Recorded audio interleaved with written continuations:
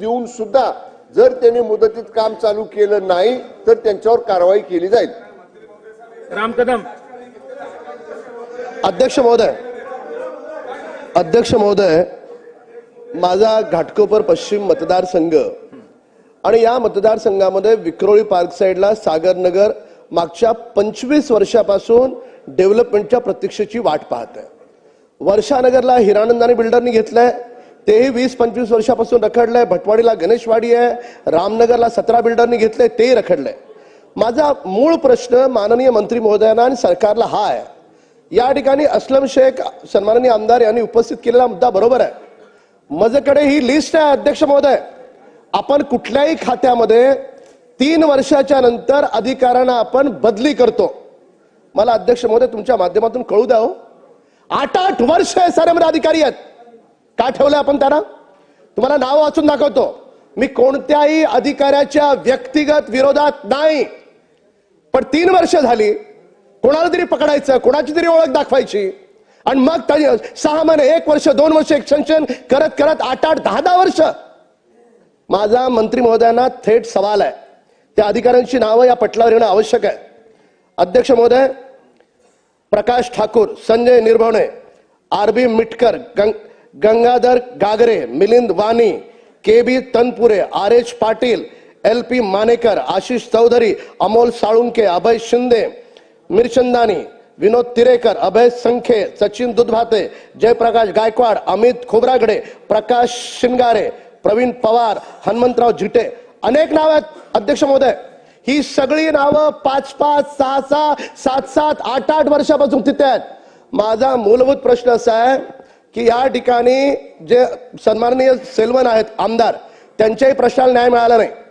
जोपर्यंत भ्रष्ट व्यवस्था SRA मध्ये जर काम करत असेल आणि वर्षभरापूर्वी 13-2 झाला असेल आणि अजूनपर्यंत त्या बिल्डरला हटवता येत नसेल तर ती आधी आपल्याला व्यवस्था बदलावी लागेल आणि ते व्यवस्था बदलण्यासाठी आपण सरकार आहोत, ती व्यवस्था बदलण्यासाठी आपण या ठिकाणी सभागृहात बसलो आहोत। तर माझा स्पेसिफिक प्रश्न असा आहे, पुन्हा एकदा सांगेन, मी कुठल्याही अधिकाऱ्याच्या व्यक्तिगत विरोधात नाही, पण 3 वर्षाच्या नंतर जर महाराष्ट्रातल्या सगळ्या खात्यांमध्ये बदली होते तर SRA मध्ये आपण पुन्हा एकदा चाचपणी करून 3 वर्षाच्या वर ज्यांना वेळ झालाय त्यांची चाचपणी करून त्यांच्या आपण रेग्युलर बदल्या करणार आहोत का नाही आणि करणार असू तर कधीपर्यंत, कालबद्ध मर्यादा काय? मंत्री महोदय। सन्माननीय अध्यक्ष महाराज, सन्माननीय सदस्य आमदार राम कदम साहेबांनी काही अधिकाऱ्यांची नावं या अनुषंगाने वाचून दाखवलेली आहेत।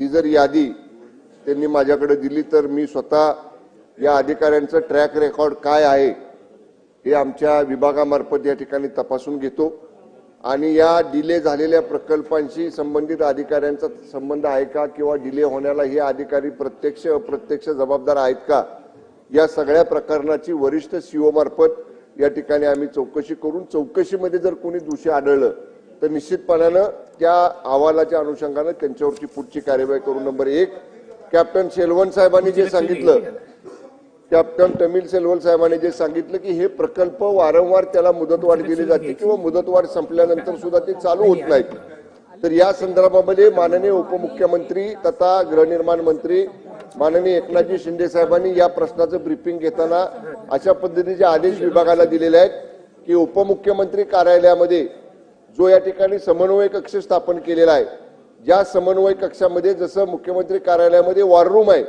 त्या वॉर रूम मध्ये हे प्रायोरिटीचे प्रकल्प, ज्या प्रकल्पाला प्रथम प्राधान्य द्यायचं आहे त्या प्रायोरिटीच्या यादीमध्ये या सगळ्या अशा रखडलेल्या प्रकल्पांचा सुद्धा दर महिन्याला आढावा माननीय उपमुख्यमंत्री महोदय स्वतः त्यांच्या फ्लॅगशिप कार्यक्रमामधनं समन्वय कक्षामधनं या ठिकाणी घेतील आणि जिथं जिथं, कारण एक मिनिट ऐका ना, जिथं जिथं सुधारणा करायच्या आहेत, मी मगाशी ज्या काही